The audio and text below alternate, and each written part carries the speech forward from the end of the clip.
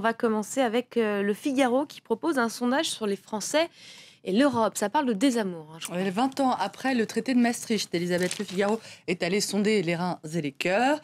Et la réponse, c'est qu'aujourd'hui, les Français voteraient à 64% contre la ratification du traité qui a instauré, on le rappelle, la monnaie unique.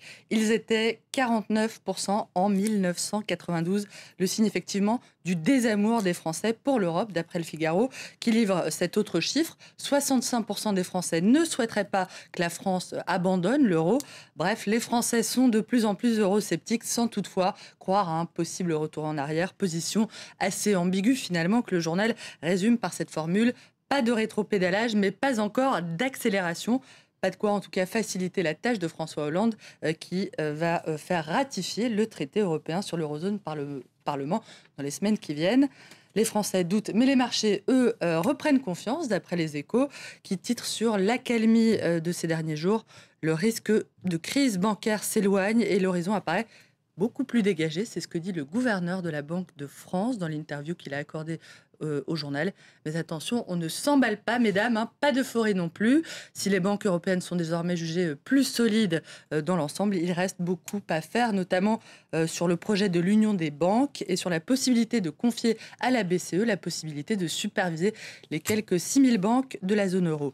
À voir également ce matin dans Le Parisien un rapport choc sur ces gaspillages dont l'État se rendrait coupable, un rapport décapant de l'Inspection générale des finances sur ces agences au coût exorbitant, aux effectifs pléthoriques, à défaut d'objectifs pléthoriques. Le Parisien qui livre la longue liste des organismes jugés au pire inutiles, au mieux folkloriques, comme l'agence bibliographique de l'enseignement supérieur ou le Centre des liaisons européennes et internationales de sécurité sociale. Qu'est-ce donc ça ? Un rapport, en tout cas, qui tombe évidemment à pic à un moment où le gouvernement annonce 10 milliards d'économies à faire. Du côté de Libération et de l'UMP, on parle de la dernière ligne droite pour le dépôt des candidatures. Dernier délai demain soir, quand la droite attend l'élu. C'est à la une de Libé. Pour la première fois dans l'histoire de la droite française, le choix du chef du parti va être laissé aux militants. Une avancée saluée, une fois n'est pas coutume, par Libération, qui relève toutefois qu'en l'absence de leader incontesté, le duel, l'élection risque de se limiter à un duel Jean-François Copé et François Fillon.